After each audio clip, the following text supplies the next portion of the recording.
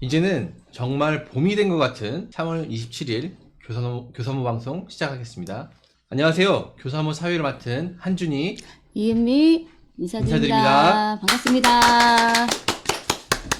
오늘 초대 손님으로는 봄하면 생각나는 색깔이죠. 노란색 옷을 입고 오셨어요. 전북 건강과 생명을 지키는 사람들 조성욱 대표님 소개해드리겠습니다.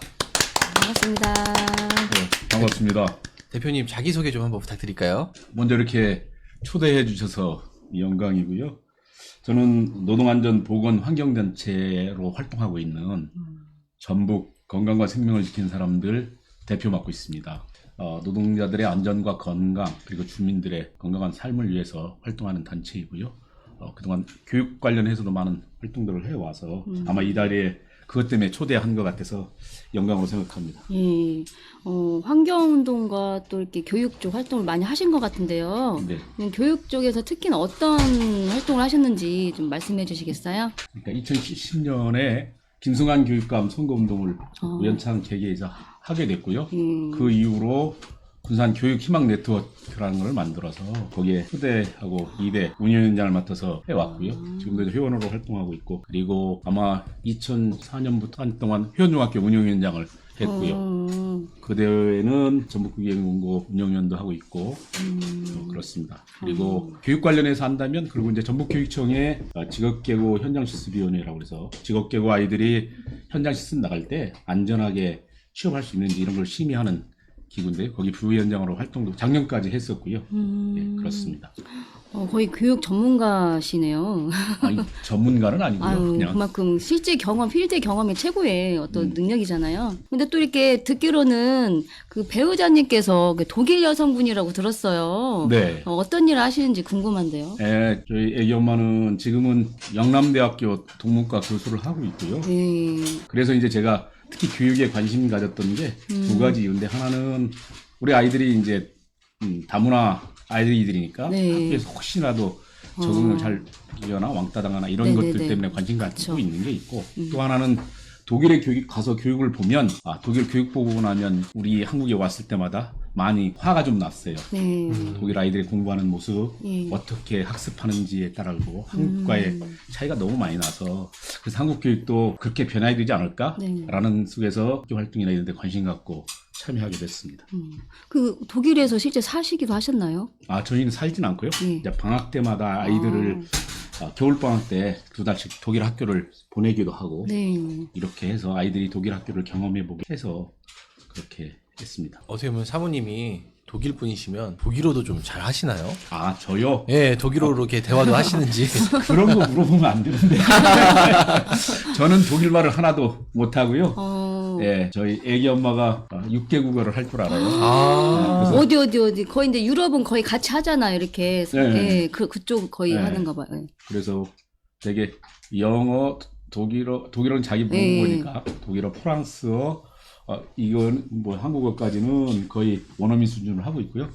이탈리아나 스페인어는 책 읽고 대화는 좀 잘 안 돼도 듣고 읽고 하는 건 다 잘 하시고 그랬습니다. 그리고 독일에서도 일본어 강사를 했었대요. 그랬다가 왜냐면 그 일본어 강사를 한 건 지금부터 한 30년 전까지만 해도 유럽에 한국이 잘 소개가 안 돼서 그쵸. 한국말을 배우고 싶어도 주변 한국에 관심이 있었는데 배울 곳이 없어서 그나마 근접했던 일본어를 공부하게 되고 그래서 거기서 이제 우리로 하면 평생교육원 같은 데서 네. 일본어 강사도 하고 이렇게 했다 그러더라고요. 근데 어쨌든 그 옛날 어떻게 독일 여성분을 만나실 저 계기가 있었나요? 궁금한데요. 독일에서 만난 건 아니고요. 그 애기 엄마가 군산대 동문과 개공우수로 왔어요. 그래서 이제 군산에서 우연찮게 서점에서 만나서 그래서 가까워지게 되고 그렇게 해서 결혼하게 됐습니다. 자녀분들은 어떻게 되세요, 그러면? 큰아이가 딸이고 작은 아이가 아들인데요. 네, 둘 다. 아주 외모가 출중하겠어요. 이렇게 혼혈 그 얼굴들이 되게 이쁘잖아요. 미남이고. 대표님도 이렇게 남자다우셔가지고 잘 하면 외모가 훌륭할 것 같은데. 우리 애들이 외모 얘기하면 안 된다고 요즘에. 아니 하셔야 돼요. 여기서는 하셔야 돼요. 요즘에 그거 얘기하면 그거 자체가 차별과 편견을 유발한다고 그 얘기 하지. 여기선 맨날 괜찮아요. 혼납니다 집에서. 아빠가 그러면은- 진보적이라고 얘기하면서 아직도 그런 식의 사고에 갇혔냐고 우리 애들한테 많이 그렇긴 혼나고 하겠네요. 있습니다. 또 외모는 여기까지 하고 음. 그러면은 아이들은 독일어를 좀 할 줄 아나요? 예, 예. 아, 아이들은 그럼 다. 어머니가 아무래도 독일어를 어허. 이렇게 말씀을 많이 하시니까 그걸 통해서 배우나요? 아니면은 어떤 체계적인 걸 또 배우나요? 그렇지는 않고요. 그러니까 집안에서 생활할 때는 왜냐면 이제 저기 독일에 가서 외할아버지, 외할머니랑 이런 거 만나야 되니까 어렸을 때부터 엄마가 집에서 할 때는 독일 말로 했어요. 이렇게 하고 이제 그다음에 유치원 다닐 때 초등학교나 이럴 때 겨울방학 때 2달간 있을 때는 우리하고 학제가 달라서 독일은 9월에 신학기가 그죠. 시작하잖아요. 예. 그리고 이제 그러다 보니까 학기 한참 중간 정도 일 겨울방학 때 한국은 2달간 쉬니까 그때 가서 이제 독일 학교를 보게 하고 거기서 경험하게 하고 그럴 때마다 아까 얘기했던 것처럼 독일 아이들은 고3까지 한시면 끝나요. 우리가 상상하지 못하는 거죠. 한시요? 예, 오후 1시면 끝나요. 그리고 독일 학부모들은 주변에서야 학교 교식도 늘어났지만 학기 교식을 별로 신뢰하지 않아요. 그거는 그야말로 이렇게 우리로 하면 사회 돌봄하는 아이들이 먹어야 되는 급식 정도로 생각하고 부모가 정성 어린 식사를 제공하는 것. 그래서 1시면 끝나서 집에 와서 밥 먹고 1시간 정도 지난 뒤에 그래서 마을에서 클럽 활동을 하거나 공부를 하거나 뭐 이렇게 하는 거예요. 그런데도 독일이 사회가 발전하고 창의적이고 이런 것들을 보면서 우리는 밤 9시, 10시까지 공부하면서도 왜 이러지? 아이들은 왜 행복하지 못할까? 뭐 이런 고민을 하게 된 거죠.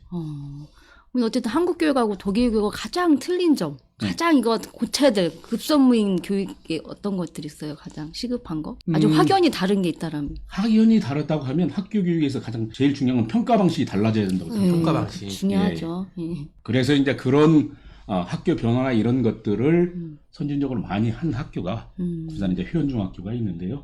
부모들이 효연중학교는 그냥 혁신학교 뭐 이런 정도만 알지 구체적으로 뭐가 맞아요. 바뀌는지는 잘 모르거든요. 근데 혁신학교 기준 있나요? 아니 혁신학교 기준은 따로 없고요. 대개 이제 그러면 사회자님들한테 물어볼게요. 진보와 보수의 차이가 뭔가요? 단어 그대로 얘기하면 진보는 앞으로 나아가는 거잖아요. 그렇죠. 보수는 현재를 지키는 거고. 그러면 현재 보수적 가치라고 하는 건 뭐예요? 우리 사회에서 자꾸 옛날 거를 고수하고 옛날 거니 현재 거를 바뀌지 지키려고 하는 않으려고. 거지. 그럼 현재 거를 지키려고 할 때 어떤 문제가 있는지 그 문제를 어떻게 극복하려고 하는지 이런 것들이 별로 고민되지 않고 있다고 하는 거고 그렇다 하더라도 그것이 우리 그러니까 학부모나 이런 사람들 우리 힘이 별로 없으니까 이건 어쩔 수 없어 포기하고 적응하고 사는 관계라고 한다면 그걸 적극적으로 극복하려고 노력했던 그런 학교가 존재하고 선생님과 학부모들이 존재한다라고 하는 거예요. 자, 그런 것 때문에 저희가 그래서 이제 독일 학교처럼 그런 것들을 변화시키를 시도하고 있고 그럼 제가 이제 깜짝 놀랐던 건 우리 애기 엄마 중고등학교 다닐 때의 시험 문제를 보고 깜짝 놀랐어요. 어떠냐면 한 과목의 시험을 볼 때 보통 1시간 반 정도 시험을 본대요. 근데 문제가 딱 3문제 나와요. 그러니까 우리로 하면 그게 중고등학교 시험 문제야. 예를 들면 어떤 이제 보기 한 두세 개 주고 이걸 근거로 해서 이 문제에 대해서 어떻게 할 건지를 써봐라 라고 하는 거예요. 서술형으로 쭉 쓰게 돼 있어요. 어떤 해결 능력 위주로 이렇게 질문해 방법이. 정답을 찾는 이런 게 아니라 그 해법을 확인하는 것. 그래서 그걸 통해 보면 뭘 아냐면 이 아이가 무엇을 알고 있고 뭘 배우면서 뭐가 부족한지를 파악할 수 있는 거죠. 그래서 그 다음 단계의 지도를 하는 건데 우리는 아이가 무엇을 얼마큼 이해했는지 상관없잖아요.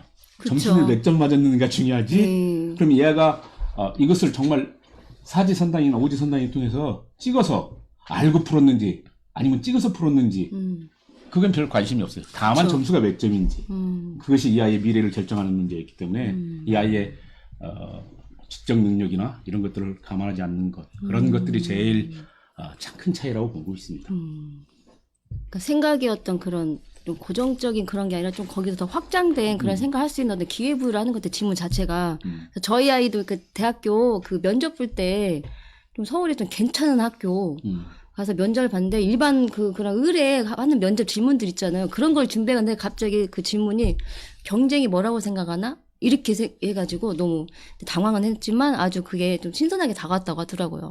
그러니까 그런 것들이 좀 중요한 것 같아요. 접근 방식이. 글을 쓰다 보면 이게 논리적 전개라는 게 중요하잖아요. 예. 근데 저희는 대학교나 가서야 그런 서술형 대답들이 좀 있는 편인데 어떻게 보면 독일은 중고등학교 때부터 자기 생각을 정리하고 그것을 논리적으로 전개하고 또는 어떤 것에 대해서 깊이 탐구하는 그런 자세를 트레이닝이 어떻게 보면 된다고 봐야겠네요. 그냥 생활일 것 같아요. 그 예. 자체. 그러면 근데 가장 독일이 일본하고 많이 비교되잖아요. 이 전범 국가. 예, 예. 예, 뭐전 세계에서 가장 큰 전범 국가 두 개가 일본하고 독일인데 그 일본은 지금도 아직도 그렇게 좀 뭐랄까요?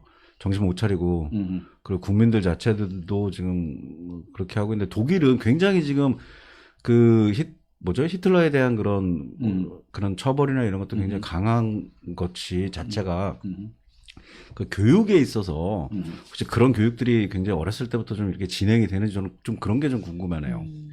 그 독일도 그렇지는 않았다고 그래요. 처음에는? 네, 처음에는. 네. 그래서 이제 누구야? 중앙대 김누리 교수가 강의하는 것처럼 독일 사회의 가장 큰 변화는 68 혁명이었다고 하고요. 68 혁명 이후에 교육이 확 바뀌었어요. 그러면 우리 사회도 촛불 혁명 이후에 우리 사회가 어떻게 바뀌었을까에 대한 고민, 어떤 내용을 주장하고 무엇을 바꿀 건가 하는 게 부족하지요. 그래서 오히려 아쉽게도 문재인 정부 시대에 정시를 더 확대하는 역주행을 하고 있는 이런 교육의 현실을 보면서 그게 철저히 좀 부족하구나라는 생각을 했어요. 왜냐면 독일은 그러니까 지금의 한국에 도입하고 있는 혁신학교라고 하는 게 우리 애기 엄마가 중학교 들어갈 때 막 도입되기 학교 변화를 시작했다는 거예요. 그래서 그런 교육의 변화들 이런 건 자기가 한국에 지금 이제 그 혁신학교 하는 걸 보면서 이제 10년 전쯤부터 시작했는데 그게 30년 전에 자기가 했던 교육들을 한국에서 도입하고 있다라고 하는 거예요. 교육 격차가 실제로 30년 정도 차이가 나는 거죠. 지금의 독일의 혁신학교, 휴원중학교가 교류하고 있는 독일의 혁신학교, 빈트후델학교 학교라고 하는 것은 있는 곳이 있는데요. 그 학교는 독일의 혁신학교는 어느 정도냐면 무학년제로 운영을 해요. 무학년제. 예.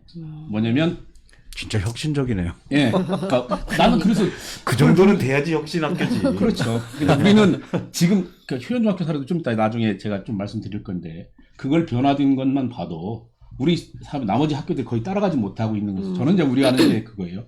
휴원중학교의 그런 변화들이 마치 섬처럼 고립되어 가고 있다고 하는 게 안타까운 현실이에요. 저는 그래서 천 교수님이 이런 걸 더 확산할 수 있는 김성환 교육감이 될 때 휴원중학교는 김성환 교육감 이전부터 혁신학교를 시작한 거였거든요. 근데 이제 그래서 이제 벤치마킹해서 그거를 이제 전북교육에 확산시켰는데 도입한 건 김성환 교육감이 하셨는데 그걸 확산시키는 데는 좀 미흡했다고 봐요. 그래서 저는 이 교육과정 내용들이 확대되고 발전했으면 좋겠다라는 건데 독일에서는 그 30년 그 무학년제는 어떻게 하냐면 초등학교가 1학년부터 5학년까지가 독일의 한 학년인데 이걸 한 학년에 5명씩 하면 25명이잖아요. 그럼 1학년부터 5학년이 전부 한 반에서 배워요. 그럼 수업이 어떻게 바뀌겠어요? 강의식 수업은 절대 할 수가 없는 거죠. 어떻게 모아놓고 수준이 다 다른데? 그러면 교육 자체가 맞춤형 수업으로 바뀌는 거죠. 굉장히 큰 변화죠. 이런 것들을 하고 있고 그런 것들을 하면서 이제 독일의 선생님들이 휴원중학교 매년 와서 교류할 때 저희 애기 엄마가 이제 통역하러 가기도 하고 그러니까 제가 옆에 따라가서 보기도 하고 그랬는데 그때 독일 학교 선생님들이 휴원중학교에다가 뭔가 한 수 가르쳐주러 갔다가 자기들이 한 수 배우고 간다고 하는 게 있어요. 그게 뭐냐면 학생 자치예요.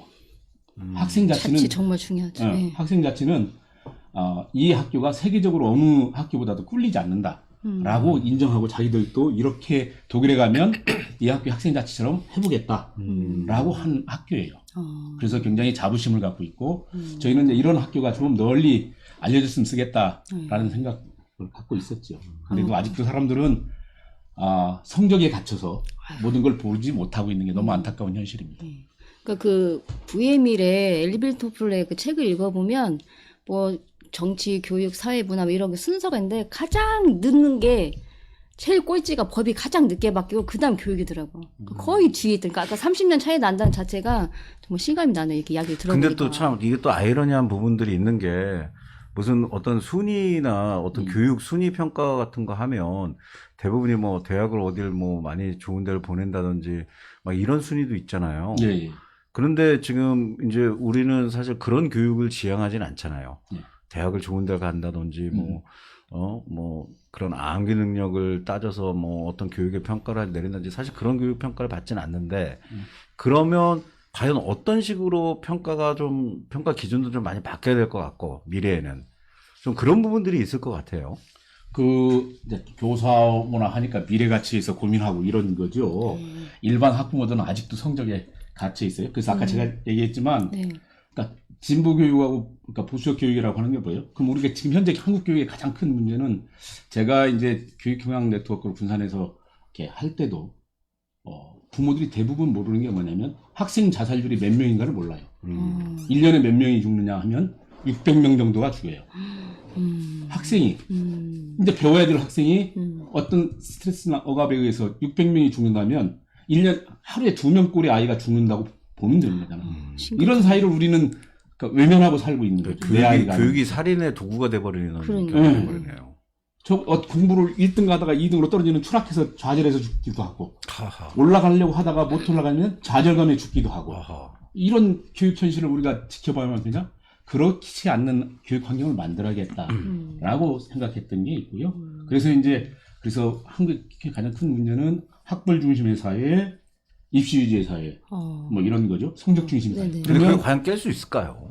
저는 그래서 제가 학부모들하고 얘기할 때도 그렇고 그래서 360명 모두가 행복한 학교를 만들 수 있다. 그게 뭔 줄 알아요? 그래서 제가 주창하는 게 뭐냐면 360도 교육이다라고 하는 거예요. 한 줄로 서면 1등부터 360도까지가 들어서지만 360도로 원으로 다 기회 부여가 되는 거죠. 예, 예. 각도를 틀면 다 전부 다 똑같죠. 1등을 할 수 예, 있는 그죠. 기회가 주어질 수 있잖아요. 야, 그거 좋은 말씀이네요. 그러니까 진짜. 좋은 예. 말씀이시죠. 어디가 써먹어야겠네. 이렇게 교육 환경을 이렇게 발상에 바꾸면 360도가 모두 다 1등 갈 수 있고 모두 다 할 수 있죠. 그런 교육 방식을 바꿔야 되는 거고 그런 것들을 표현해서 해보자라고 해서 해왔던 거고요. 그래서 이제 일률로 쓰면 개성은 무시되고 그렇게 이제 줄서기 해서 그쵸. 예. 뒤에 서는 아이들을 좌절하기도 하고 저는 한국 교육에서 가장 큰 문제는 이제 16, 17 된 아이들이 배움에 한창 맛을 들여야 할 아이들이 벌써 학습을 포기하고 아무것도 하지 않는다고 하는 거예요. 이게 얼마나 국가적으로 불행한 일이에요. 네, 그렇죠. 뭔가 자기가 의욕이 넘쳐서 배워야 되고 저는 한국 교육 과정도 난이도를 낮춰야 된다고 생각하는 사람 중에 하나예요. 그렇죠. 너무 어려워요. 왜냐하면 배움이 만만해야 애들이 쉽게 접근하는데 이미 이거는 왜 어렵게 했냐면 대학을 입시하기 위해서 변별력을 나누기 위해서 어렵게 하는 거예요. 그래야 차별하고 떨어져야 그 상위 몇 프로 이렇게 선발할 수 있는 이런 구조 시스템으로는 아이들이 학습에서 절반 이상 3분의 2가 포기하는. 그럼요. 이거 국가적으로 굉장히 큰 낭비고 불행한 일이라고 생각해요. 그래서 근데 이제 그것들을 근데 이제 만약에 그 말씀에 저도 100% 동의하는데 예를 들어서 뭐 중요한 거는 저는 또 이런 생각도 드네요. 그 꼴등을 했던 친구가 사회에 나와서도 대접을 받을 수 있는 사회적 분위기가 마련되기 전에는 지금 아마 지금 말씀하신 그런 교육계 어떤 그 평가라든지 이런 기준이 과연 바뀔 수 있을지 또 지금 지향하시는 그런 교육적인 그 목표점을 달성할 수 있을지가 저는 제일 궁금한 게 바로 그 포인트 같아요. 사회가 그런 친구들을 과연 따뜻하게 두 팔 벌려 맞을 수 있는가? 네. 그 부분에 대해서는 그게 안 되고서 그렇죠. 예, 이게 될까요? 그 가장 크게는 그래서 이제 독일의 변화하고 일본의 변화의 차이점 중에 뭐가 있냐면 노동조합의 역할이에요. 그러니까 독일 사회에서는 독일이 미군이 전후 지원하면서 독일이 사회주의가 넘어오는 걸 방지하기 위해서 다시 부흥을 시켰잖아요. 그러니까 자본주의를 부흥시키면서 한편으로 자본가를 견제하기 위해서 노동조합을 또 키워줬어요. 서로 견제할 수 있도록. 근데 이제 사회주의 국가가 떨어져 있던 일본한테는 그런 걸 하지 않았죠. 그래서 전범을 다 처형하지는 않잖아요. 그게 큰 변화의 차이고, 그래서 노동조합의 역할이 그런 사회를 이끄는데 큰 역할을 하죠. 그래서 우리는 노동조합 하면 뭔가 이렇게 땡깡 쓰는 네. 이미지로 과격하고 언론이 막. 비춰주는데 그죠, 그죠. 이렇게 비춰주는데 네. 그렇게 해서 한 사회가 발전하는데 균형 추를 역할을 할 수 있도록 만드는 게 굉장히 큰 차이가 있다고 봐요. 아, 진짜 좋은 말씀이시네요. 그래서 저는 늘 제가 이제 노동운동도 해오기 했지만 사람들한테 얘기하는 건 우리 사회가 정말 건전하게 발전하려면 노동조합 힘이 강해져야 됩니다. 그렇게 해야 자본가들이 돈 들어가는데 알아서 자기가 돈 쓰려고 하지 않는다. 세상이 좋게 하려면 뭔가 투자를 해야 되는데 특히 이제 요새 중대기업처벌법이 도입되면서 자본가들이 여러 가지 편법을 도입하죠. 우리는 그런 법이 들어오면 그 법을 통해서 사회를 좀 더 개선하고 발전시키려고 하는 게 아니라 그 편법을 통해서 그걸 어떻게 피해갈 건가 이걸 고민하는 사회로 가니까 그런 게 안타깝다고 하는 거. 그거를 강제하려면 내부 고발자가 필요한 거고 내부 고발자들을 역할을 할 게 노동조합의 역할이 필요한 거죠. 아, 진짜 좋은 말씀이시네요. 정말. 속이 다 시원합니다.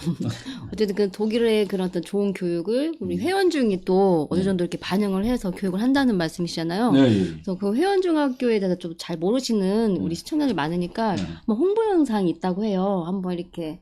그 틀어볼까요? 네네. 예. 모든 곳이 아이들의 교실이 되고 시민 모두가 아이들의 교사가 되어 우리 아이들이 언제 어디에서든 즐겁게 그리고 맹렬히 배우는 것, 부모된 우리 모두의 소망이라고 볼 수 있을 것입니다. 맹렬한 배움을 통해 나를 세우고 내가 좋아하고 잘할 수 있는 것으로 남과 나누는 세움 나눔 교육을 실천해온 학교가 있습니다. 지금부터 그 학교를 일군 교장 선생님과 학교의 이야기를 들려드리고자 합니다. 회원중학교에 대해서 아이들이 쓴 한 줄 평입니다. 재미, 꿈, 존중, 배움 이런 말들이 눈에 들어옵니다. 아이들이 이런 평가를 하는 학교니 당연히 학생 수가 늘어날 수밖에 없습니다. 자, 그렇다면 이런 평가는 어떻게 가능했을까요? 농촌의 평범한 학교였던 회원중학교의 변화의 시작은 이한근 공모교장 선생님이 취임하면서부터였습니다. 지금부터 특징으로 따진다면 4기에 걸친, 횟수로 따진다면 10년에 걸친 회원중의 변화를 구체적으로 말씀드려 보겠습니다. 먼저 회원중학교 혁신일기입니다. 착하지만 무기력한 학생들, 지역사회는 교사와 학교를 불신하고 뭐라도 해야 되지 않을까를 고민하던 교사들을 모아 공모교장이 되신 이한근 선생님이 뭐라도 해보자, 즐거운 학교를 만들어보자 제안을 합니다. 그래서 여러 가지 다양한 방과후 활동과 체험활동으로 학교를 들썩들썩하게 만든 거죠.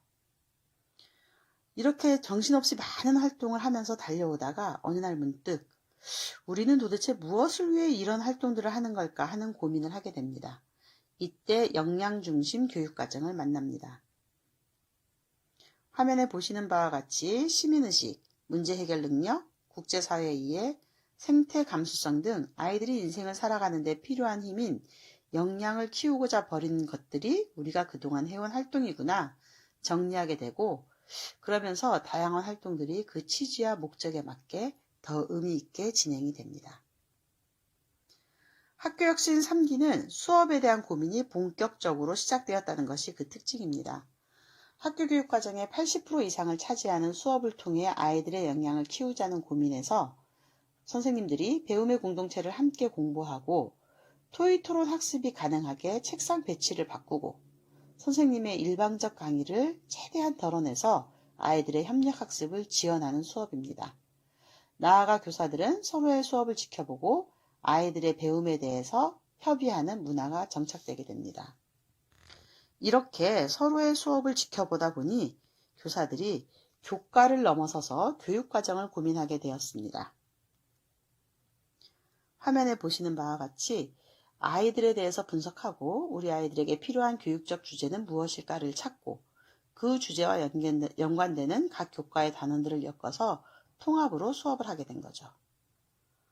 이렇게 다양한 통합 주제를 가지고 토의토론으로 활동으로 수업을 했는데 여전히 평가가 5개 중에서 하나를 고르는 거라면 아이들 입장에서는 배신이겠죠.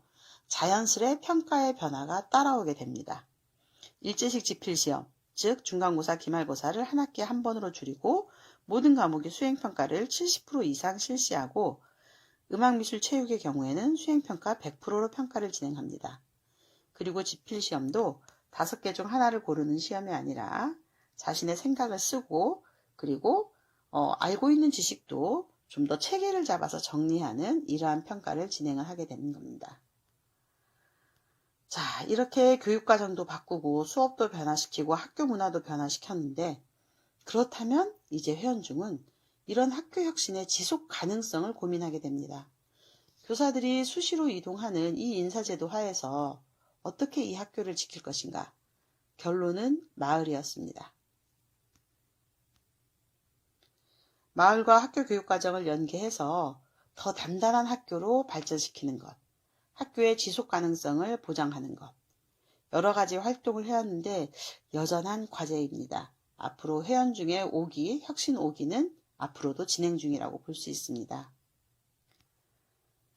자, 한 해도 쉬지 않고 지속적으로 변화해온 이 학교 혁신을 가능케 한 힘은 무엇일까요? 그것은 바로 교사학습 공동체입니다. 모든 교사들이 일주일에 한 번은 아무리 바빠도 일을 덮고 모여서 학교와 교육과 아이들에 대해서 이야기하고 공부하고 먼저 배우고 서로의 수업을 여는 이 시스템이 회원중을 이끌어온 힘이라고 볼 수 있습니다. 회원중을 설명하는 키워드입니다. 어찌 보면 다소 낭만적인 이 키워드를 가능하게 했던 것은 바로 사람입니다. 시스템도 결국은 사람이 만드는 것이지요. 사람, 교사, 학부모, 학생, 이들이 바로 회원중 변화의 실체입니다. 아, 잘 봤네요. 여기서 조금 부연 설명 좀 해주세요. 예, 저기 2007년에 학생 수가 73명이었거든요. 시골 학교 아이들이 점점 줄어드는 거예요. 그러니까 회원하고 군사는 차로 10분 거리만 돼요. 그렇죠. 예. 그러면 대부분의 학부모들이 시내로 오는 거예요. 그럼 저기 73명이라는 건 뭐냐면 한 학년에 23명 정도의 학생이 존재한다는 거죠. 한 학급만. 예. 네. 그게 2008년, 2009년인데 이때 이제 회원중학교 동창들이 굉장히 노력을 해요.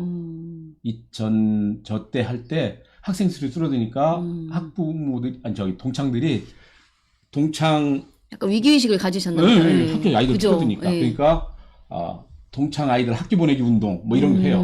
근당에서 늘어오는 게 아니잖아요. 그래서 동창들이 자금도 모아서 회원중학교를 보내면 뭐 20만 원 주겠다 해도 안 오죠. 동창들도. 그러니까 그러면 시골에 있던 아이들만 있다가 그래서 그 속에서 이제 이학년 선생님이랑 얘기해서 그러면 내부 그 본부장 교장을 해서 학교를 바꿔보자라고 해서 2009년 9월에 이학년 선생님 가시고 2010년부터가 첫 혁신학교 1기를 시작 보면 돼요. 2010년부터. 예, 그때 그래서 이제 원래 한 학년에 한 반이었던 게 저 때 이제 1학년이 두 반이 되는 거예요. 거의 2배 가까이 늘었네요. 예, 그러니까 그래서 3년 동안 쭉 올라가잖아요. 쭉 올라가네. 그러니까 1학년, 2학년, 3학년이 이렇게 한 반씩 이렇게 올라가서 그때가 이제 이렇게 뒤는 거죠. 그때 저게 그 선생님께서 아까 설명했던 게 중에 혁신학교 1, 2기라고 하는 게 저거예요. 그래서 그때 그러면 뭐 했냐면 저 학교의 도입은 일단 아이들이 학교 오기를 싫어하니까 다양한 방과후를 하자라고 해서 방과후를 30여 가지를 해요. 동아리 같이 이런. 네, 동아리 같은 거. 그러니까 그때 아이들이 그런 거를 경험해 보지는 아이들이 왜냐면 학교 끝나면 전부 다 학원 가는 게 그죠. 전부였다고 생각하는 아이들한테 저걸 해주니까 이제 입소문이 타기 시작하는 거죠. 그렇게 3년 지나고 났는데 부모들의 열망이 더 높아서 그 다음 해 1년인가 있다가 다시 한 학급을 더 증설하게 돼요. 사람들이 자꾸 오겠다고 해서. 그래서 2014년부터인가가 이제 새 학급으로 들어요, 한 학년이. 그래서 저 때 제가 이제 그 운영위원장을 했고요. 최고 정점 때까지. 피크일 때. 그렇게 해서 그 변화를 함께 과정을 느꼈는데, 저 때 이제 그리고 이제 제가 왜 회원에서 또 좀 다른 사람이냐면, 그 이전까지의 회원 중학교의 운영위원장은 회원 중학교 동문 출신들이에요. 그러니까 회원 중학교 동문이 아닌 비동문으로서 운영위원장 된 사람이 제가 처음이에요. 그리고 이제 저 뒤부터는 거의 이제 동문들보다는 다 이제 시내에서 이주해오고. 더 오히려 교육에 막 더 열정이 관심 있는 분들 위주가 돼서 이렇게 하셨겠네요. 네, 그래서 이제 그런 씨앗이 존재했기 때문에 이렇게 변화가 됐다고 하는 거고요. 그렇습니다. 근데 저렇게 회원 중이 이렇게 뭐 아이들이 막 급 증가했잖아요. 반응이 좋아서 또 이제 그 이후에 다른 데도 혁신학교 좀 생긴 걸로 했어요. 저가 자영중학교 출신인데 거기도 혁신학교로 이렇게 지정이 된 걸로 했는데 어떻게 거기랑 비교했을 때 그런데 그 회원중학교의 성과에 가려서 다른 학교들의 그죠. 그것들이 벤치마킹을 많이 하려고 이렇게 했죠. 하긴 했지만 그게 확 이렇게 발전하지는 못한 게 따라가기가 아쉽죠. 그렇군요. 저기서 이제 왜 중요해? 그런데요. 예. 처음에 그렇게 해서 아이들이 오기 시작했어요. 그런데 이제 그 다음부터는 그럼 학교 그 다음에 뭘 해야지?라고 할 때 그때까지는 학교 문화를 바꾸는 게 중점이었다면 저때 3기, 4기부터는 교실을 바꾸는 걸 고민하기 시작해요. 지금 대부분 학부모님이 잘 모르시는데 뭘 하냐면 중학교 아이들은 제가 경험한 바로 하면 중학교 아이들은 3분의 1이 수업 시간에 잡니다. 3분의 1이 자고 자해지 키가 크니까 네, 잡으셨죠? 뭐야 뭐 항상 잤죠. 수업 시간에 잠을 잡니다. 고등학교는 3분의 2가 수업 시간에 잠을 잡니다. 3분의 1만 수업을 거의 들어요. 근데 우리 학부모들 잘 몰라요. 모르죠. 왜? 교실을 안 가보고 학교도 잘 안 가보니까. 잠이 보약이라. 그래서 그렇게 하는데 그때 그래서 선생님들이랑 얘기해서 그러면 어떻게 할까? 아이들이 잠자지 않는 수업은 어떻게 가능하지? 라고 하는 거예요. 그래서 형식을 바꾸는 거죠.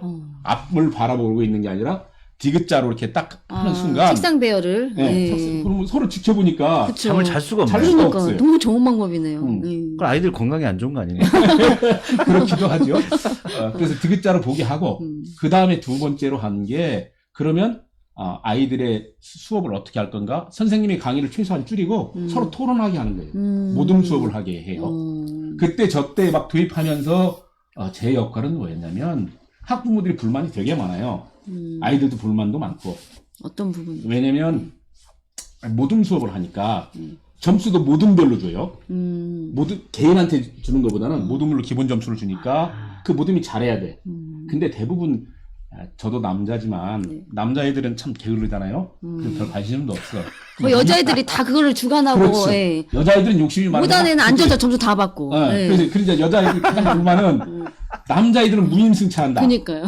앉아서 그냥 불만이 있죠. 여자애들은 야 너 뭐 해라 애들한테 남자애들한테 잔소리하는 게 지친다는 게 짜증난다는 그쵸. 거예요. 그리고 그거를 자기 시간 뺏기면서 왜 애들한테 이렇게 해야 되는지 모르겠다. 불만을 막 토로해요. 그 불만이 곧바로 이제 부모님들을 통해서 운영위원장했던 저한테도 오죠. 왜 이 학교는 이렇게 해서 애들을 공부하는 애들을 공부는 안 시키고 뭐 서로 이렇게 하느냐라고 하는데 이게 3년이 지나면 그걸 서로 인정하게 돼요. 그러니까 이제 모르는 아이는 선생님한테 배우는 건 부담스러운데 친구한테 배우면 좀 더 덜 쉽게 이해할 수 있으니까 좋고. 그리고 누군가를 뭐 여기서 이제 강의를 해보나 이런 사람 잘 알겠지만 누군가한테 뭔가를 알려주려고 한다면 자기가 정립되지 않으면 쉽게 못 알려주거든요. 그러니까 못 알아듣니까 잘하는 아이는 가르치려고 하면서 자기 논리를 계속 정립해가는 거거든요. 가르치면 최고의 교육이잖아요. 본인 공부잖아요. 그러니까 그걸 자기들이 해. 다만 그것이 자기 점수가 안 나오는 거에 대해서 여자애들이 되게 불만이 많죠. 그래서 회원중학교는 거의 잠자는 아이가 없는 학교. 이게 핵심 포인트인데 사람들은 그걸 몰라요. 제일 중요한 것 같아요. 다름을 인정은 하지만 성적에 불만은 많다. 그 다음에 4기 때 바뀐 거의 핵심은 교육과정을 다시 재편성하는 거예요. 어떻게 바뀌냐면 회원중학교는 지금 시험을 한 학기에 한 번만 봐요. 기말고사 한 번만 봐요. 1학기 기말고사 한 번, 2학기 기말고사. 근데 왜 그렇게 바꿨냐면 여기서 중간고사 본다 그러면 수업이 한 달이 제대로 안 돼요. 왜냐면 시험 준비한다고 애들이 그냥 한 2주간 하고 그쵸. 시험 주간에는 일찍 끝나서 안 돼. 시험 끝나고 나면 후유증이 있어서 또 안 돼. 그렇게 하느니 아이들한테 수업에 집중할 수 있도록 하자라고 해서 없애요. 그리고 또 하나의 큰 변화는 점수 매기는 건데 회원중학교는 수행평가가 70%예요. 시험이 30%밖에 반영이 안 돼요. 지금 현재 전라북도 교육청 방침으로도 그걸 충분히 할 수 있어요. 근데 학교들이 안 하죠. 그러니까 지필교사의 반영이 30%밖에 안 돼. 근데 이제 부모들은 어떤 생각하냐면 아직도 수행평가는 다 후하게 점수를 줄 거다라는 생각을 해. 그럼 변별력은 지필교에서 나온다. 갖고 애들 잡지를 해. 그리고 어떤 학부모는 엄마 숙제다 이렇게 하는 분이 있어요. 그렇게 생각해요. 근데 실은 그게 이제 가장 큰 엄마들의 부모들의 문제죠. 아이들의 자발성과 자기들 표현중학교가 나를 세우고 남을 배려하는 그쵸. 학교거든요. 슬로건이. 나를 세우려면 스스로 하게끔 그쵸. 엄마들이 기다려주고 맞아요. 지켜봐줘야 되는데 함께 그걸 해주고. 못 기다리고 예. 막 하는 거예요. 그래서 저기 30%밖에 지필 시험을 안 해요. 그리고 그래서 이제 소위 우리 예체능도 옛날에 우리 막 다 시험 보고 그랬잖아요. 그게 무슨 의미가 있어요? 그렇죠. 그거 싹 없앴어요. 그러니까 예체능이나 이런 거는 전부 다 실기 시험으로만 다 해도 할 수 있고, 그다음에 지필 시험도 사지선다형보다는 아까 문제 해결 서술형으로. 서술형으로 이렇게 문제가 바뀌었어요. 교육 과정을 들여다 볼 줄 알아야 돼요. 뭐냐면 효연중학교는 교육 과정을 1년 단위로 짜잖아요. 우리 모든 학교들이. 예. 근데 아까 그 독일의 학교는 그 교육 과정을 5년이나 3년 단위로 짜요. 중학교 과정은 3년 단위잖아요. 그러니까 뭐냐면 3년 과정 안에 거기서 다 배우기만 하면 돼. 무엇을 먼저 배우든 그래서 효연중학교의 수업이 최근에 이제 학원에서 그런 얘기들을 한다 그래요. 효연중학교가 막 이상하게 가르친다라고 얘기해요. 근데 효연중학교는 교육 과정을 1년으로 짜면 수업을 진행할 때 주제별로 해요. 그러면 그 대개 일반 학교는 교과서 순서대로 이렇게 수업을 진행하잖아요. 네. 그러진 않아요. 예를 들면 교과서 맨 뒤에 있는 것도 지금의 시기에 맞다 그러면 이걸 앞으로 당겨서 네. 이렇게 지금 만약에 주제에 맞게 여기저기 적재적소에 그렇죠. 예, 주제를 뽑아서 한다는 얘기잖아요. 단적인 예로 지금 선거 시기가 되면 지자체 선거가 되면 이때 이제 그런 걸 해요. 예를 들면 국어 과정에서는 연습물 써보기 이런 게 만약 교과서에는 그죠, 한 그죠. 9월쯤 돼 있다 하더라도 시기가 이러니까 자기의 공약 발표해보기 뭐 이런 그렇지. 것들. 예. 그런 것도 하고 그럼 수학 같은 경우는 예를 들면 통계나 이런 것들을 하는 것들을 통계 내보기 이런 걸 이 선거 시기에 좋다. 맞춰서 하는 거거든요. 예. 음악은 그러면 내가 로고송 만들어 보기 뭐 이런 식으로 하게 하고 그러면서 굉장히 살아있는 다각도로 생각할 수 있는 그렇죠. 어떤 기회를. 미술 같으면 예를 들면 포스터를 만들어 보는 거 이런 것들을 한번 해보자. 좋네. 나를 잘 알리게 하려면 뭐랄까 이렇게 바꾸는 거예요. 그러니까 밖에서 보면 이게 이제 그래서 학원이나 이런 데서 현중학교 애들 가르치려면 힘들다라고 얘기하죠. 왜냐면 학원은 곧바로 성적이 올라야 되는데 예? 이 아이들한테는 뭐 그래서 현중학교 선생님들이 니네 학원 가봤자 아무런 의미가 없다라고 하는데도 불구하고 라고 벌써 많이 들어보니 라고 하는데도 부모들이 불안한 심리 때문에 학원을 보내죠. 학원을 보내는 이유는 두 가지잖아요. 대회. 그러니까 아이를 방과후에 어디 돌볼 수가 없으니까 네. 보내는 측면도 있고 그런 불안한 심리를 해소하게 있는데 그래서 이제 마을에서 저희들이 이제 아이들 좀 돌보는 것도 왜 우리가 같이 고민해보면 안 될까? 뭐 이런 논의를 하고 이렇게 했었죠. 그래서 저게 가장 큰 차이고요. 그래서 이제 그 다음 단계 이제 5기, 지금이 5기라고 얘기하는데 저희가 경험해보면서 느끼는 건 그래요. 학부모가 학교를 좋게 할 수는 없더라고요. 다만 관심 갖고 지켜보면 서서히 나쁘게 할 수는 있다. 우리 역할이라고 하는 게 예. 그렇더라고요. 왜냐면 선생님들이 적극적으로 뭔가 그럼요. 해서 변화시켜야지 예. 우리가 막 그 학습을 같이 하거나 이런 건 아니니까 그런 느낌이 있어서 오늘 이런 기회가 있어서 좀 뭐 그런 같이 교육을 사랑하시는 분들 그 보수 교육이 아니고 혁신 교육을 고민하시는 분들이 계신다 그래서 네. 이거 그냥 막연하게 효연중학교를 알고 있는 것들을 좀 더 구체적으로 알려주는 게 좋겠다라는 생각이 들어서 너무 들어보니까 너무 보내고 싶은 생각이. 그럼 여기 학교 지금 뭐 입학하는 데는 어떤 거의 절차가 똑같나요? 네, 모집할 때 와서 이제 신청하고 추첨해서 추첨 지금도 추첨제예요? 네. 뭐 예를 들어서 뭐 사는 지역 상관없이요? 네, 왜냐면 옛날에 막 주소이제 나오고 뭐 2년 살아야 되고 막 이런 기준이 있었잖아요. 아니야, 그건 아니고요. 지금 이제 효연중학교가 뜨니까 네. 지금은 그 학군이 같은 초등학교를 나온 아이들은 의무적으로 다 받아줘야 되거든요. 옥산하고 오봉초하고 아니, 그러니까 효연초등학교하고 효연초등학교. 오봉초등학교가 학군인데 예. 그래서 초등학교 때 네. 글로 전학을 이사를 막 많이 가요. 가잖아요. 전학을 오는 거죠. 네, 다 전학 가요. 오봉초까지 가는 걸로 알고 네, 있는데. 효연중학교를 들어오기 위해서 네. 그렇게 오는 거예요. 저는 그래서 그것에 대한 불만이에요. 왜냐하면 10년이 지났으면 효연중학교 같은 학교를 군산 시내에 몇 개는 만들어졌어요. 그러니까요. 그렇죠. 예. 여기저기 둬야 자유롭게 왜 자꾸 가죠. 효연에 올라오지 말고 그죠. 학부모들이 자기 집 주변에 있는 회원 학교를 깜깜 모르고 있어 지금. 학교 주변을 그렇게 만들기 위해서 노력을 했으면 좋겠다는 건 같이. 그니까요. 그렇게 해서 왜 우리 교육을 저는 그래서 이제 학부모들하고 얘기하거나 사람들하고 얘기할 때 우린 교육 소비자의 의식에서 벗어나야 된다. 우리가 교육의 주체여야 된다라고 이런 걸 강조해요. 교육 소비자는 어떤 의미냐면요. 우리가 물건 살 때 문제가 있으면 하자가 있으면 어떻게 해요? 고발하는 거예요. 예, 그죠. 예. 교육 사업자는 문제 제기를 하고 고발하는 게 능숙해. 민원을 제기하거나. 근데 주체라고 한다면 내가 이 교육을 발전시키겠다 하면 어떻게 해요? 내가 무엇을 할 것인가에 대한 고민이 달라지죠. 그렇죠. 그리고 뛰어들어야죠. 네. 예. 그 이학문 선생님을 한 3년씩 계속 뺑뺑이 돌려서 중학교를 막 여기저기 다 넣으셨어야죠. 아, 그래서. 이학문 아니, 선생님 그래- 아바타를 좀 여기저기 아니, 두시 아바타는 힘들고. 그래서 여기 분들이 잘 모르는데, 네. 그래서 회원의 학부모들이 의식적으로 회원중학교 같은 고등학교 하나 있었으면 좋겠다 해서. 맞아요. 그래서 이제 회원중학교 학부모들이 매년 한 14~15명씩이 그 옛날엔 대야 남구였고, 지금은 한들고 예, 거기에 보냈어요. 그래서 올해 어떤 굉장히 큰 변화가 있었는데 사람들한테 관심 받게요. 왜 대야 남구 한들고는 기피 학교였고 유명하고 싶었던 학교예요. 문제아들이 가고 네, 아니면 네. 고등학교 떨어진 애들이 가고 네. 외곽에 있고. 그래서 여지껏 그 학교는 한 번도 정원을 채워본 적이 없어. 근데 올해 최초로 초과가 됐나 봐요. 22명이 떨어졌어요. 이런 맞아요. 근데 이 변화가 어떻게 있냐면 회원중학교에서 있던 학부모들이 가면서 다시 회원중학교 그만두고 평교사를 갔던 이학년 선생님을 2년 뒤에 다시 한들 교장으로 내부 공무대로 초빙을 했어요. 이때 선생님들의 저항이 엄청 셌다 그래요. 피곤하니까. 네. 네. 힘드니까. 여기 와서 또 우리를 네. 어떻게 괴롭히려고 해요? 네. 근데 그때 그걸 보실 때 회원중학교 운영위원장 분이 거기 가서 운영위원장 하시면서 네.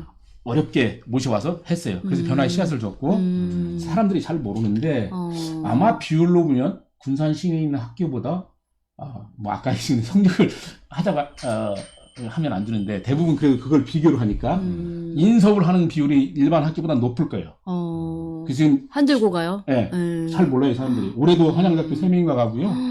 제가 알기로 그 지금 최고 3~4년부터 서울의 인서울 대학을 가는데 최고로 잘 간 스카이 중에 연세대학교까지는 들어갔어요. 연세대, 교원대, 뭐 저기 나머지 이화여대 뭐 이런 데들 지금 다 들어가 있는데 여전히 그 학교에 대한 부정적 인식이 깔려 있어서 그렇게 아주 있고요. 그거를 이제 학부모들이 같이 가서 회원중 체제가 그대로 그 반영이 된다는 거죠. 한들고에서. 맞죠. 회원중처럼 가려면 근데 특히 이제 왜냐면 중학교는 그나마 입시에 들어서 좀 더 떨어져 있으니까 좀 더 변화폭이 더 높다면 고등학교는 입시가 딱 있으니까 붙어 있으니까. 네, 그래서 이제 그 변화의 폭이 더디고 다만 정말 지난 몇십 년 동안 미달이었던 학교가 올해 최초로 22명인가가 떨어졌다고 하는 건 이건 혁명적 변화입니다. 완전 그렇죠. 네. 그리고 그렇게 했을 때 아이들의 만족도나 이런 게 높아가고 있다고 하는 거를 우리는 모르고 근데 그 발판의 씨앗도 이학년 선생님이 놨던 거예요. 큰 역할을 하셨네요. 네, 근데 잘 모르죠. 그래서 이제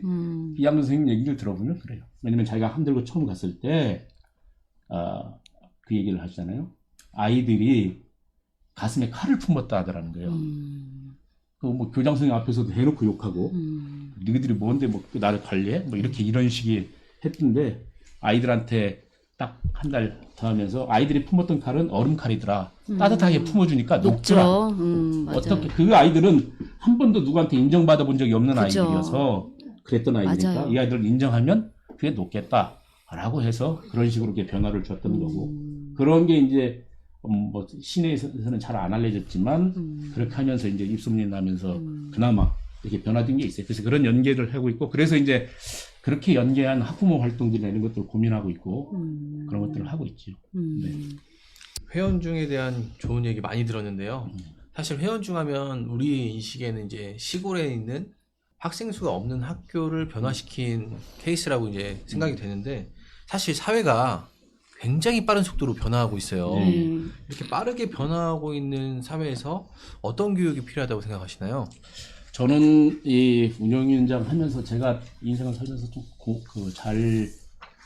이걸 참여하기를 잘했다고 생각한 건 뭐냐면 학교 활동에 참여하면서 그 전에 놓쳤던 부분을 알게 됐어요. 뭐냐면 초등학교 아이들이 한 4학년 정도 되는 아이가 사회생활을 할 때 되면 딱 15년 정도 뒤에더라고요. 그러면 이 아이가 살아갈 사회는 15년 뒤야. 그러면 15년 뒤에 필요한 역량이 뭔지를 고민하게 되더라고요. 그러면 15년 뒤에 우리 사회는 어떻게 변했을까라고 고민하게 되는 거죠. 그럼 우리 미래 사회가 어떻게 바뀔 건가라고 얘기하고 있는데 지금의 시기는 산업 대전환의 시기라고 얘기를 해요. 그렇죠. 네. 그래서 과거처럼 평생 직장, 우리 때부터 이미 평생 직장은 사라진 거고, 그럼요. 그러면 지금 아이들이 태어나면서 다니는 직장은 평균 10번에서 15번을 바꿔야 된다고 생각하는 거예요. 그러면 이때 이 변화된 사회 속에서의 아이들한테 무엇이 핵심적인 과제일까, 역량일까? 라고 할 때, 그 자주 바뀌는 것 속에서도 튼튼하게 자리 잡아야 되는 게 자기 기본 역량. 그렇죠. 그래서 이제 그걸 기본 역량 교육이라고도 하고, 기본 교육이라고 하고, 표현도 하고, 그러던데, 이게 필요하다는 거죠. 자주 바뀌더라도, 그렇게, 기본이 튼튼할 때, 그걸 버텨낼 수 있는 거고, 그 다음에, 이 변화된 시기에, 그럼 미래 사회는 우리가 다 알고 있지만, 아직도 우리 사회가 지식 중심의 사회죠. 제가 사회자님들한테 물어볼게요. 그럼 근대 교육은 언제 도입됐다고 보세요? 이런 교육제도는 언제부터 확립됐고? 뭐 일제강점기 때 아닐까요? 우리나라는 일제강점기라고 하죠. 그럼 전 세계적으로? 산업혁명 이후라고 봐야겠네요. 그렇죠. 그럼 산업혁명 이전엔 교육이 없었나? 있었죠. 그때는 어떤 교육이었고 산업혁명 이후에는 어떤 교육이 됐겠어요? 그럼 이런 근대 교육은 어디서부터 시작했을까요? 우리 한 번도 그런 걸 생각해 본 적이 없어요. 그럼 그 근대 교육이 담았던 내용은 무엇일까? 이런 거지요. 그러면 산업혁명을 할 때 이런 근대식 교육 제도를 체계화하는 건 독일이에요. 왜냐하면 후발 산업국가인 독일이 산업을 빨리 키우려고 그러면 그전에는 집단 노동을 했잖아요. 농업 노동이나 이렇게 소규모 가내 농업 아니고 집단 농업을 할 때 빨리 교육을 해서 산업현장에 투여해서 일을 생산할 수 있도록 해야 돼요. 그러면 복사하는 능력, 일정하게 대량 생산할 수 있는 능력을 키워낼 수 있는 것들로 사람을 양성하는 거죠. 그리고 대량 생산 노동자를 만드는 게 교육의 목표였다고 봐요. 근데 지금 사회는 우리 사회가 지금 바뀌었잖아요. 혹시 357 나라라고 들어보셨어요? 우리 사회는 357? 전 세계에서 국민 GDP가 3만 달러 넘는 나라가 3만 달러가 넘고 5천만 명이 넘는 인구를 갖고 있는 나라 중에 7번째 나라에 해당하는 나라가 우리나라예요. 그러면 그 나머지 6개 나라는 어떤 나라들이냐면 다 제국주의를 경험한 나라들이에요. 미국, 일본, 독일, 영국, 프랑스, 이탈리아가 이 6개 나라예요. 그 다음에 우리나라예요. 개발도상국 중에서 식민지를 경험했던 나라 중에서 유일하게 그렇게 성장한 나라가 우리나라지요. 그리고 세계 지금 경제 10위의 규모를 갖고 있는 나라가 대한민국이에요. 그렇다면 전 세계 국가가 지금 법적으로 인정된 나라가 240개 정도 되거든요. 그 중에 그러면 240명 중에 10등 안에 든다고 봐요. 그럼 상위 1% 정도에 해당하는 국가예요.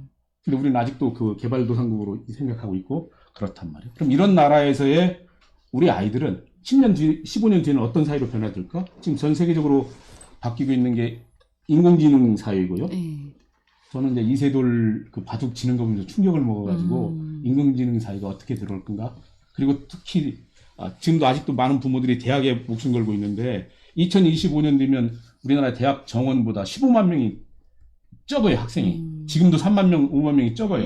그래서 이 부족한 학생들을 뭘로 메꾸냐면 동남아시아에서 온 유학생들로 다 채우고 있어요. 근데 지금도 우리 부모들은 대학을 보내는 거에 목숨 걸고 있단 말이에요. 그러니까요. 이렇게 굉장히 변화된 차이가 있고 그렇다면 우리 아이들이 미래 사회에 15년 뒤, 그래서 지금 15년 뒤에는 지금에 있는 직업의 70%가 사라질 거라고 얘기하잖아요. 그렇죠. 그렇다면 새로운 그거에 아이들이 적응할 수 있는 것들을 할 수 있도록 만들어가는 게 필요하다라고 생각해요. 부모들이 많이 기본소득이 깨야겠네요. 필요하죠. 그것도 필요하고 부모들이 많이 의식이 말씀하신 걸 돼야 될 것 들어보니까 같아요. 그 교육이 시대의 가치를 반영하는데 이제 근대 교육 같은 경우는 그런 교육이 필요했던 시절이었고 지금은 새로운 시대가 왔기 때문에 새로운 교육 방식이 필요한데 아직까지 학부모들이나 여러 가지 사회적 여건이 그걸 따라오지 못하고 있고 그렇기 때문에 교육이 변하기 힘들다 이 말씀을 하신 것 같아요. 그러면은 이번 질문은 제가 코로나에 대해서 또 안 물어볼 수가 없는데요. 그렇죠. 이제 코로나 전과 후가 우리 삶이 굉장히 많이 달라졌잖아요. 예. 교육에는 어떤 변화가 있었고 앞으로 이걸 어떻게 활용해야 될까요? 그래서 아까 얘기하는 건데요. 지금 이게 단지 그동안 사회 변화라고 하는 것들을 우리가 못 느꼈다가 코로나로 인해서 이렇게 확 와닿았잖아요. 이 코로나는 어떤 학자들은 그렇게 얘기하죠. 이게 기후위기가 우리 사람한테 주는 경고다라고 얘기를 해요. 왜냐면 이제 밀림이 파괴되고 이러면서 그쵸. 그것이 날라오는 거였는데 그러면 이때 가장 힘들어했던 게 뭐예요? 아이들을 혼자 부모들이 케어하지 못하는, 자기 학습 능력이 없었던, 주도적인 능력이 없었던 아이들은 전부 어떻게 할지를 모르고 있던 거라는 거죠. 그래서 왜 자기 주도 학습 능력이 필요하고 중요하냐라고 하는 걸 다시 한번 깨우쳐주게 된 계기가 되는 거죠. 그렇다면 적어도 우리가 교육 관련해서 교육의 3주체라고 얘기를 하잖아요. 네. 교사가 어떻게 하냐면 교사는 가르치는 스케일을 발전시켜 왔어요. 그러면 자기만 잘 가르치면 돼. 근데 정작 누가 배워야 돼요? 학생이 배워야 하잖아요. 그럼 교육의 주체가 학생이라 그러면 관점이 달라지죠. 아무리 잘 가르쳐도 필요가 없어요. 그죠. 학생이 잘 배우는 게 최고죠. 배움이 일어나는 학습만이 최고의 가치이고 교육자죠. 그것이 그걸 잘 하는 방법이나 선생님이 최고의 선생님이 되는 거죠.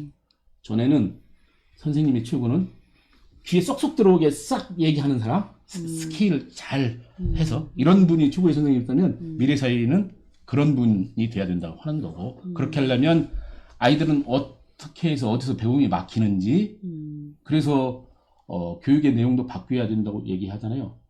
티칭에서 코칭으로 예를 들면 헬스 트레이너 같은 경우에는 잘 관찰하잖아요. 그렇죠. 관찰해서 야가 뭐가 부족한지 그 맞춤형으로 해야 되는 거고 우리 교육도 아까 했듯이 대량 생산 체계 교육에서 지금 한 반에 20명 정도로 줄어들고 있어요. 그런 아이 속에서 왜 아이를 줄여드리냐면 그 아이의 개개인의 변화를 잘 파악해서 걔의 부족한 부분을 잘 이렇게 할 수 있게 하고 그 스스로 주체로 나가게 해야 되는데 그렇게 변화되는 게 있고요. 그 다음에 아까 했던 학부모의 모습도 바뀌어야 된다. 그렇죠. 민원을 제기해서 학교에다 뭘 해달라, 뭐 해달라. 이거는 정말 소비자가 불만 제기하는 그런 식의 내용인 거죠. 적어도 내가 정말 우리 아이의 살아갈 미래가 중요하다고 생각하면 가서 상의하고 그걸 위해서 우리 같이 어떻게 노력할 건지 머리 맞대고 고민하는 이런 게 필요하죠. 근데 지금 대부분의 학부모들은 제가 그렇게 얘기하죠.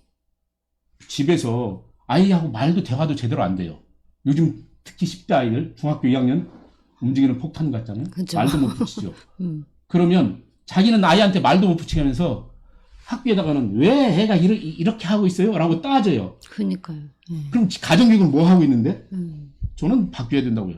가정교육은 뭘 할 건지부터 정립하고 아이는 어떻게 키워야 할지 학교는 어떻게 해야 될지 이 관계를 재정립하는 게 코로나 시기 이후에 우리가 가장 해야 될 교육적 과제와 고민이라고 생각해요.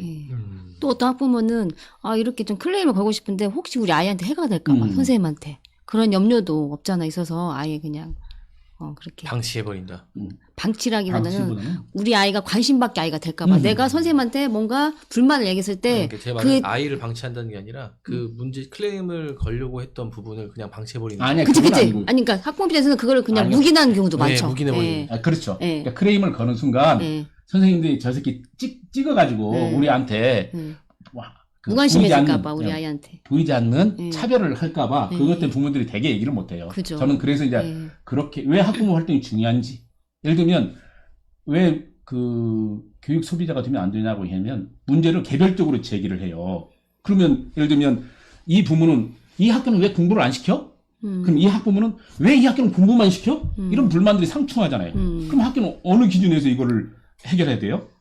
저는 그렇게 돼서는 안 된다. 학부모도 단체가 필요하네요. 그래서 학부모 모임이 그 역할을 해요. 모여서 야 우리는 이 학교가 어떻게 변했으면 쓰겠고 이렇다면 적정 수준에서 이 학교는 어떻게 움직였으면 쓰겠는가를 학부모 모임에서 그걸 해야 돼요. 교육의 산주체로서 왜 학부모 모임이 왜 중요하냐면 그걸 통해서 통일된 목소리를 통해서 그러면 1부터 10까지 있는 요구들을 다 학교가 어떻게 맞춰서 해결할 수 있어요.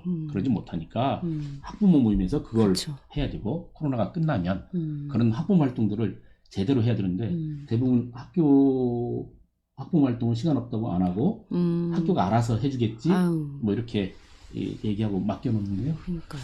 저는 그래서 학부모 활동이 왜 중요한지 왜 함께 고민해야 되는지가 저도 이번에 운영위원회 들어갔어요. 그래서 네, 함께 하고 싶어가지고. 네.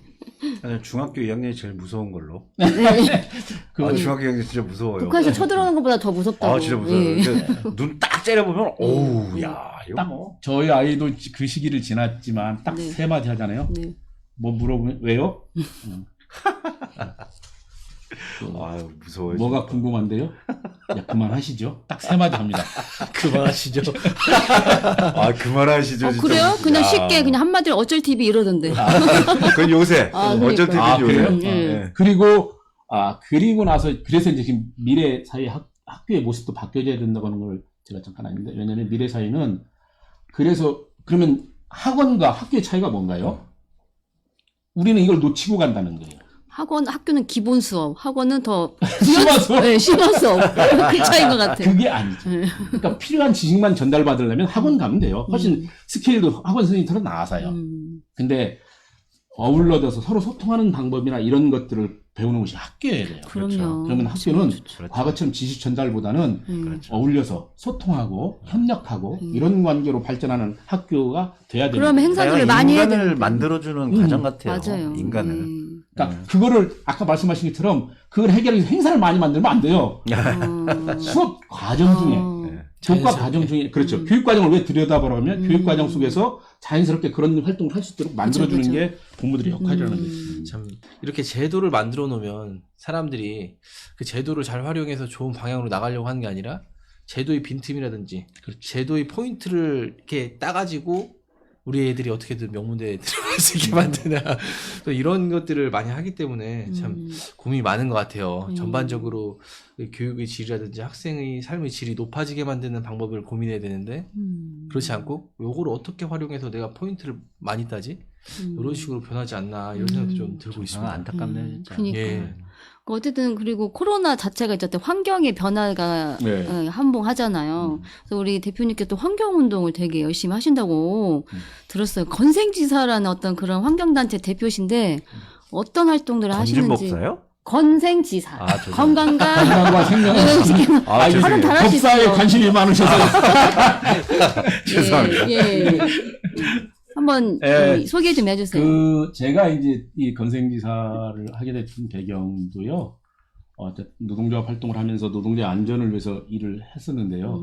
2012년에 구미 불산 누출 사고가 났어요. 그럼 우리 공장 안에서 그 조합원들을 안전하게 일할 수 있도록 막 관리를 했는데 밖에서 이렇게 불산이 딱 누출돼서 근데 그날 구미는 굉장히 큰 운이 좋았던 것이에요.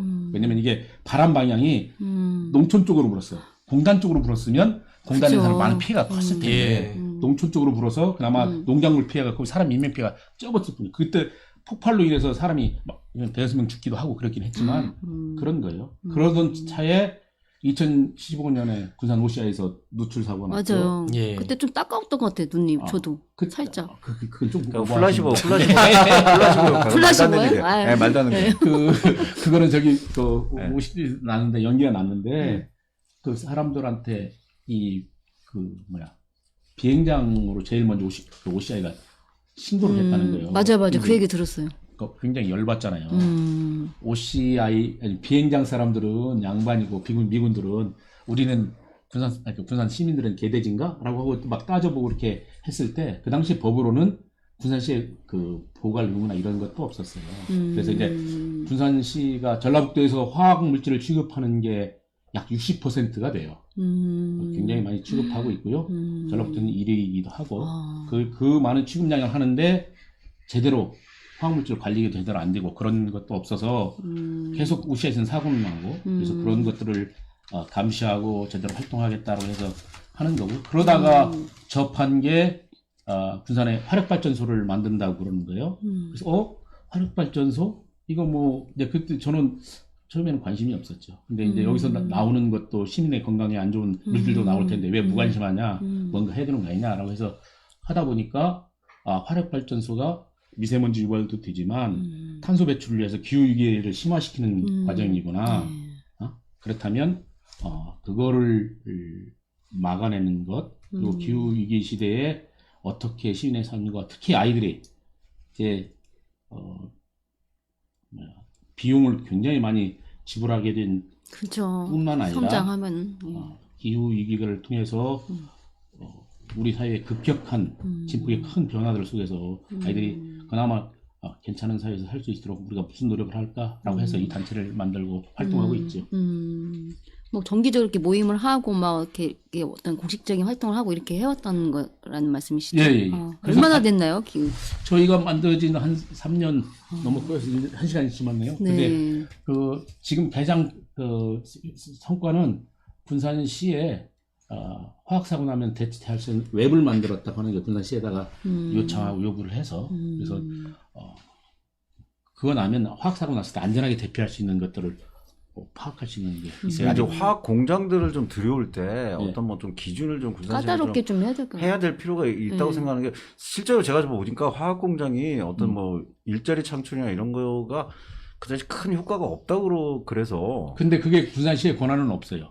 그러니까 환경부가 그 권한이 있어서 군산시는 없고 그래서 그렇게 했을 때 우리 시민의 관심사가 있어야 그렇죠. 그쵸. 더 네. 이제 시민들이 이렇게 관심이 높으니까 우리가 함부로 유치할 수 없다. 새만금 뭐 땅에 놓고서 무조건 그냥 뭐 회사만 들어온다면 다 두 팔 벌려 환영하고 근데 이런 정책은 좀 화학 공장이 제일 지금 관심 갖는 곳이 새만금이에요. 그러니까요. 왜냐면 민간 주거 지역이 거의 없잖아요. 네. 사고 민원이 나도- 적은 거고. 그쵸, 그쵸. 네. 사고 나도 별로 이렇게 주민 피해가 이게 적을 것 커지지 같으니까 않으니까. 지금 제가 알기로는 많은 화학 공장들이 새만금에 들어오려고 뭐 얘기하고 있고 그래요. 근데 그렇게 하는데 우리는 나중에서 뭐 들어왔다 보면 그 회사가 어떤 물질을 취급하는지도 모르고 그러니까요. 또 검증이 이런 게 많이 있어서. 필요하겠네요. 예, 지금 이미 많이 들어와 있어요. 뭐 도모를 비롯해서 많아요. 그러니까. 그래서 이제 들어온 뒤에 고치려면 힘들잖아요. 들어오기 전에 이제 그런 것들을 하자고. 이거 지금. 또한 단체를 많이 키우셔야겠네요. 이런 환경운동 하는 사람들이 많아져야 네. 우리가 할 수 그러면 있는 여기 말을. 교사모 사람들도 아, 가입해야죠. 교육도 아유, 가입하는데 저희가 가입해 주셔서 예. 대표님은 독일은 안 가세요? 코로나 이전에는 1년에 한 번 정도씩 갔어요. 그 왜 갔냐면 결혼할 때 집사람의 조건이 1년에 한 번은 그 독일을 갔으면 좋겠다고 하는데 조건부 결혼하셨군요. 아니 근데 일단 저는 그냥 그렇게 네, 네. 독일의 크리스마스가 어떤 의미를 잘 몰라서 그런가라고 생각했어요. 그럼 연말에 가시나 보다 항상. 그렇죠, 크리스마스 때. 근데 예를 들면 그 서양 문화를 몰라서 그랬는데 우리 추석 때 고향을 떠났던 자식들이 고향이 안 들어오면 동네 사람들 보기 어때요? 그쵸. 되게 적적하고 아니 뭔가 그게 문제 아니지. 이 아이가 고향이 못 올 때는 뭐가 문제가 이유가 있구나. 있다. 이게 여기 그렇다. 근데 이제 독일 사람 나는 나중에서 알게 된 우리 각시가 그렇게 하자고 할 때 그러면 그 당시 25년 전만 해도 독일 사람들이 한국을 바라보는 건 우리가 지금의 방글라데시나 네팔이나 이런 정도로 보는 제3세계의 그런 가난한 국가 정도로 생각하는 네, 거예요. 그랬겠죠. 막 광부 보내고 그랬으니까. 네, 그렇지. 맞아요. 네. 그러니까 그런데 이 사람들이 그럼 우리 딸이 그 나라에 사는데 1년에 한 번도 안 온다? 되게 걱정하잖아요. 그쵸. 무슨 일이나. 한국에서 그 반미란이라고 못 오고 호미질환이라고 못 온갑다 이렇게 그렇죠. 생각하죠. 나중에 이제 알게 된 게 그걸 그래서 이제 각시가 나한테 가자고 했던 건 그런 독일 부모님들 걱정을 덜어드리기 위해서 그쵸. 예를 들면 우리가 서울로 직장 나갔던 아들이 못 온다고 할 때 못 올 때는 고향에 못 오는 형편이기 때문에 못 오는 거 아니에요. 네. 그래서 저 집 아들 못 오니까 참 그러네 이렇게 동네 사람들 얘기하듯이 서양 사람들도 그런 게 있어서 그래서 이제 저는 한국에 와서 1년 동안 고생한 각시한테 한 번 정도는 가줘야지. 근데 이제 아까 말씀하신 것처럼 독일 말도 하나도 못하니까 저는 가서 보통 비행기 값이 아까우니까 한 3주 있다 오는데요. 그때 감옥살이 하고 오죠. 그 독일어 좀 알려드릴까요? 제가 독일어 좀 하는데. 그래요? 네. 네. 알려줄 필요 없어요. 벤츠, BMW, 아우디 뭐 이 정도 이렇게 독일어를. 틀렸어요. 나도 알아요. 아니에요? 그 영어식 발음이요. 뱀뱀. 뱀배라고 하나요? 이것도 도가 아니에요? 바스티스타스. 예. 뭐라고요? 바시스타스. 바시스타스. 예. 저는 알겠습니다. 아는 독일어 지금 다 나오는 것 같아서 구텐모르게 막 이런 거 해야 될 것 같고 네, 알겠습니다. 오늘 네. 시간이 굉장히 이렇게 좋은 빨리 얘기도 지나네요. 많이 듣고 했는데 예, 사실 이런 것들이 학생이나 교사, 학부모 이런 분들이 주체가 돼서 맞아요. 조금씩 바꿔나가야 되는 건 맞는데 네. 정치 쪽이라든지 교육계에서 좀 뭔가 더 도와준다면 좀 더 쉽고 빠르게 변할 수 있는 부분이 있다고 생각하는데 그런 정치 쪽이나 교육계에 바라는 점이 있다면 어떤 게 있을까요? 저는 이제 그 아까 발상의 전환이 필요한 건데요. 예를 들면 선생님들이 교육에 전념할 수 있도록 해야 되는 거고, 그럼 미래 사회의 역량을 갖추기 위해서 무엇이 필요한지를 해야 된다, 선생님들. 그럼 미래 사회의 역량은 그래서 만들어진 게 융복합 능력이라고 얘기하고 있고, 지금 자동차가 못 들어온 이유도 실은 자동차를 지금은 옛날처럼 기계로 볼 거예요, 전자기계로 볼 거예요. 지금 전자제품이 없어서 못 들어오는 거잖아요. 자동차가 막 올라갔잖아요. 그러니까 이제 하나의 그 단일 제품으로 보기는 어렵다. 융복합으로 해서 하나의 그 같은 걸로 해서 그런 능력이 키워지는 게 미래사회 역량의 핵심 역량이라고 얘기를 한단 말이에요. 그렇다면 그런 것들을 선생님들이 키워야 되는 거고, 그 다음에 아까言った것처럼 미래사회의 역량 속에서 가르치는 능력보다 배움의 주체로서 어떻게 세울 건지를 고민하는 그런 게 필요하면 좋겠고요. 그 다음에 지역사회, 특히 이제 지자체나 이런 데서 해줘야 될 역할은 그 이미 타 시도에서도 도입되고 있고, 유럽은 이미 그렇게 했는데, 예를 들면 학교 수업이 끝나면 방과 후 활동이나 이런 것들은 원래 교육의 영역이 아니에요. 시가 아이들을 돌봄의 영역이지. 그래서 방과 후 활동이나 이런 것들은 교육지원센터나 이런 걸 만들어서 시가 지원을 해요. 다른 타시도. 그러니까 우리 문화 카페를 성인들만 하잖아요. 그래서 학생들한테도 그런 기회가 있었으면 좋겠어요. 그래서 이제 그렇게 그러면 개념을 바꿔보자. 다만 그 학교 공간을 지자체가 빌려서 그 공간을 활용할 수 있도록 이렇게 하면 좋은데, 아직도 방과 후 돌봄이나 이런 걸 교육청이 하는 걸로 우리는 인식이 돼 있어서 그런 발상의 전환이 딱 아까 얘기한 것 중에 마찬가지인데요. 우리 아이한테 그러니까 성적을 지어보세요. 응? 그러니까 우리 아이가 몇 점 맞았는데 이걸 딱, 저는 지금까지 우리 아이 점수를 고등학교 졸업할 때까지 참 물어본 적이 없어요. 성적을 딱 지으면 이 아이가 무엇을 잘하는지. 그러니까 저는 중고등학교 과정이라고 하는 게 아이들이 무엇을 잘하는지, 무엇을 잘할 수 있는지를 파악하는 과정으로 이해하시면 된다. 좋은 방법 같아요. 항상 성적이 잣대가 됐거든요. 그거를 없다고 생각하면 얘의 장점이 그대로도. 그렇지. 그러면 정말 공부하고 싶으면 그러니까. 대학교 가서 공부하겠다 이렇게 유도하게 하면 되는데, 우리는 그 좋은 대학 자체가 목표이지 그 어떤 대학을 가서 무엇을 할 건지에 대한 것보다는 그렇다고 생각해요. 그래서 이제 저는 그런 이 군산시가 적어도 그런 교육 문화를 만들어가는데 그렇게 했으면 좋겠고, 그런 일에 조금 더 도움이 됐으면 하는 그런 바람이 있습니다. 예, 좋은 말씀 너무 감사드립니다. 예. 너무 유익한 시간이었고요. 그 마지막으로 저희 교사모 방송 나와준 출연 소감 한마디 부탁드릴게요. 네, 일단 이렇게 불러주셔서 영광이고요. 여러분들이 이런 우리의 교육적 가치를 실현하기 위해서 애쓰고 계시는데, 지금 그 어느 때보다도 기존의 성적 위주나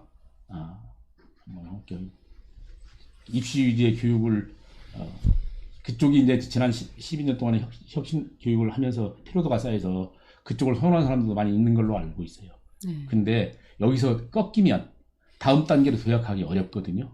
저는 뭐 교사모가 활동하는 내용도 그렇고, 이후에 그렇게 해서 이제 이후에 우리의 교육감이 누가 될지는 모르겠지만 그걸 지향하는 분들이 교육감이 됐으면 좋겠고, 그 일을 위해서 이렇게 열심히 수고하는 교사모 분들한테 존경과 연대의 마음을 담아서 말씀드립니다.